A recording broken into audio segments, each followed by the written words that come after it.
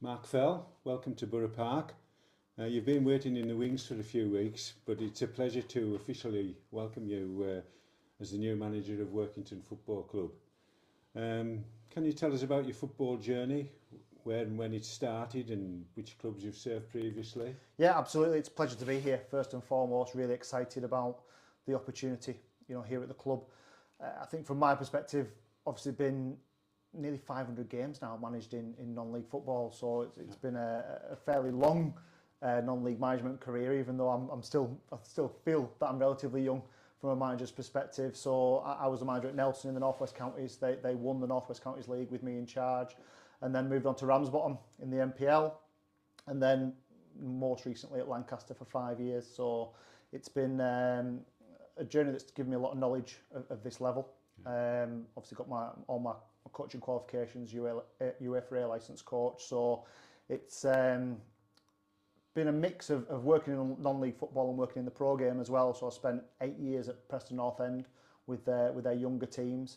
Had a little spell at Accrington with their younger teams as well. So a varied sort of coaching career, if you like, but one that's sort of brought me here. And as I said, delighted to be here, and hopefully we can move the club forward. Invaluable experience, as you say. Would you agree that the likes of Lancaster and Workington are becoming smaller clubs at this level? Possibly more than they used to be.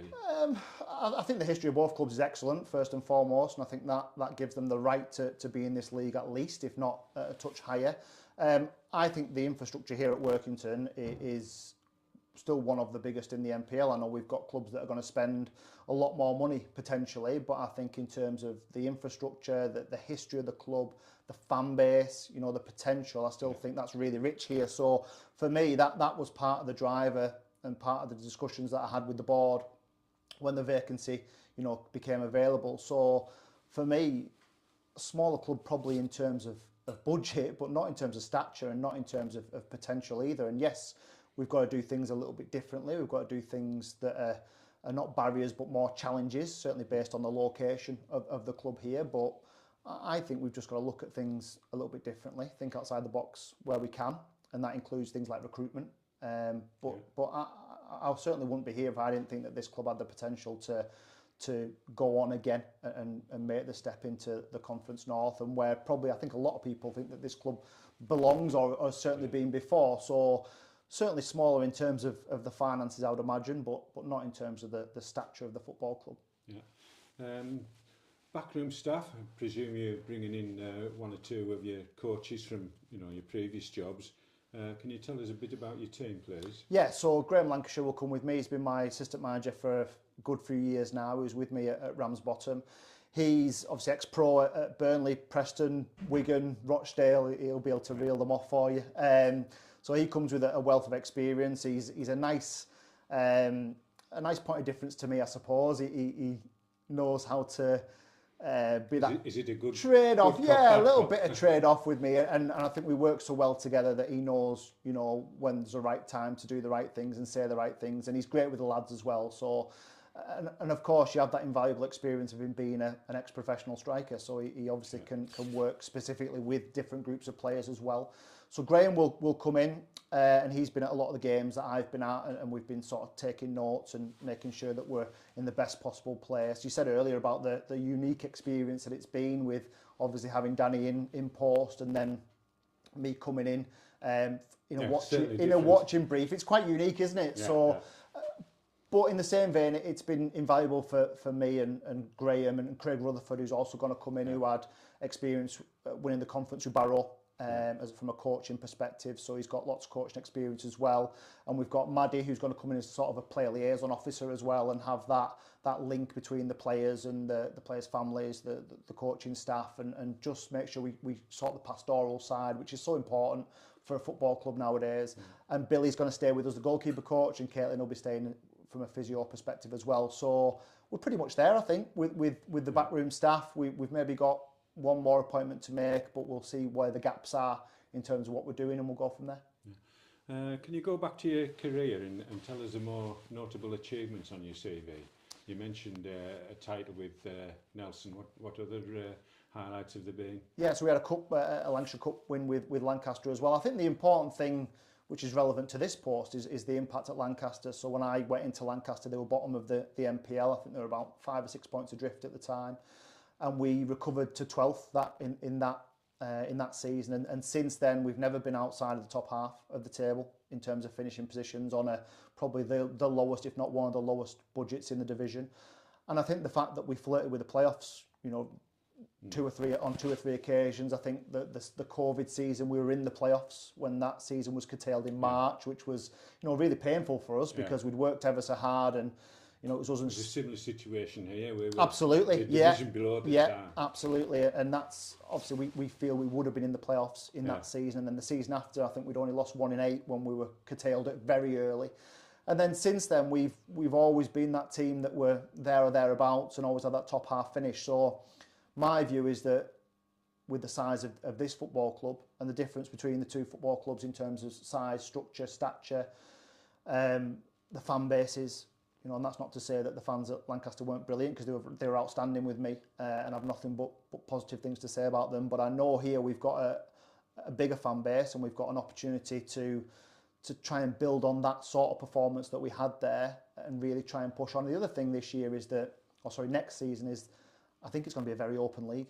I think if Macclesfield go out of the league this year, which I think most managers in the league are hoping they will, I think with them and Radcliffe going, probably your 2 biggest budgets, probably your 2 clubs that could live that little bit higher from an infrastructure perspective. But I think it'll be a level enough. Absolutely, I think it'll be a very competitive league. I mean, we're already in probably the most competitive league in the pyramid for me. But I think it will be much more even. I think we will have a chance as much as anybody else, and I think I'll be one of several managers that will be sat there in pre-season thinking, right, if we get our recruitment right, if we get off to a good start, if we could throw a cup run in there as well, then we've got a real chance. And I think that's what this club is capable of. And from the first discussion I had with the board, it was really clear that this club does want to progress. It's got ambition. We've got to match that with some of the things we do on and off the pitch. But for me, it's a no-brainer coming here, because I think we have got as good an opportunity as I've ever had to really progress in this league. You've assessed the team thoroughly over recent weeks. What are your thoughts on the squad, and what are your plans to strengthen and recruit ahead of next season? Well, clearly there's excellent players here, and I've spoke very briefly to all the players just as an introduction more than anything else, and I'll start those real discussions with them now that the season's finished. So firstly, it'll be about who is retained and who stays here, and then we'll build around that. So I think it's a really strong foundation to work with. Danny's obviously done a fantastic job in recruiting players for this club for a number of years. So we need to look at what sort of foundations we have to work from. The second part of that will be the recruitment, and it's already started, because I wouldn't be doing the job properly if it hadn't already started. So we've spoke to a lot of players. We've got a huge long list of players that we're interested in, and we've got to work out which ones are going to be right for this football club. So it's not just players with the ability to play in the Northern Premier League, or hopefully above, but it's players that are the right character, the right mentality.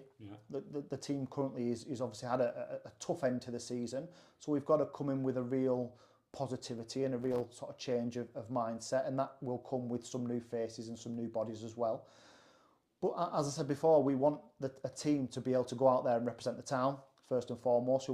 If I want to go and watch football, I want to see attacking football, I want to see fast football. So I think that's probably what you'll see from one of our teams. You'll see a team that will be hopefully never outrun, will have that mentality of being able to dig in when they need to, and having that sort of flexibility and agility to change the way we play depending on who we're playing, and we'll have players that can hopefully do a bit of both. They can mix it if teams want to mix it with us, because some will, and we'll be able to play and to outplay teams when we need to as well. So horses for courses. Absolutely, and I think I don't think you can be that rigid in how you play anymore, because I think that the way football is now, you've got to have those layers of strategies, if you like, that you can put in place. Plan B and a plan C. Absolutely, and our job, and this is probably the most important part of my remit at the moment, is to make sure our pre-season is absolutely perfect from a strategy perspective. We've got to get a new way of playing over to players in probably 14 or 15 training sessions, 6 or 7 games. So that's been a lot of the planning that we've done so far to make sure we get to that point.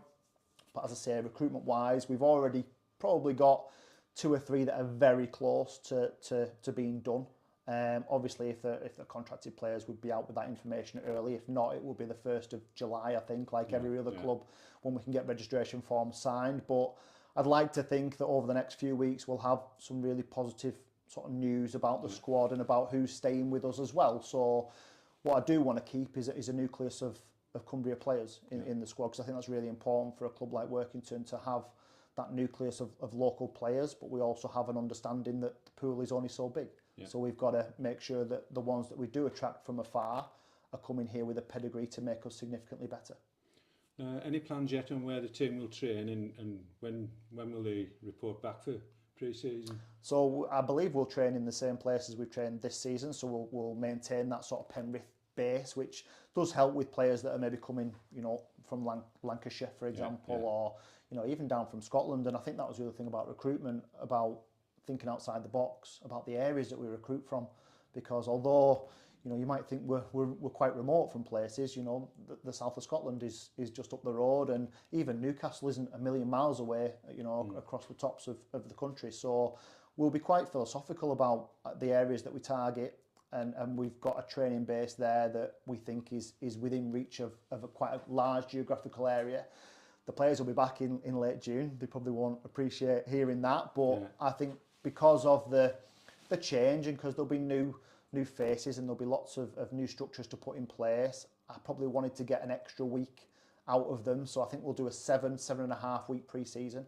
So the lads will get sort of 7 or 8 weeks off, and then we'll be straight back in. So we've already got a good range of games lined up against a good range of opposition at different times, because we've tried to schedule it and build things up to perhaps a football league club or two coming here, and then we'll go and play some teams from steps below away from home, and hopefully play maybe a team from the step above, which will give us a real good indication. But pre-season is all about getting that new way of thinking, playing, representing this football club, and making sure that we've got that. And I think putting a little bit of faith back into the place, and giving something for the fans to really think, oh, hang on a minute, this could be quite exciting. And one of the most important things for me is going to be getting this place full, and really starting to ramp up the support that we have. What I've seen here for the last month or so is great numbers. I remember that over 1,000 people here for a home game, just a week or two ago. If that could be something that we can do really consistently, and we can really get behind the lads. The average is about 740, 750, for a third season in a row. So, potentially they are out there. And great base to work from as well. And yourself, it's always easier to come and watch a winning team, isn't it? And that's my job. My job is to put a product out there on the pitch that is attacking, that is fast-flowing football, that mimics the town. I know this town well, and I know that there are hard-working people in this town who have an honesty about them and are resolute and resilient, and that's got to be what they see from their football team as well on a Saturday or a Tuesday, and that's the sort of non-negotiable values that we'll put in as soon as we land in pre-season. Start date next season, 10th of August. You're probably aware of that. So how would the pre-season games pan out? Would you have two or 3 weeks training before you started the games? Yeah, so the plan is that we'll come in for 2 block weeks and probably put 6 sessions in, Saturday, Tuesday, Thursday, Saturday. And we'll just try and put all of those structures in place, and we'll work with them and build them as we go.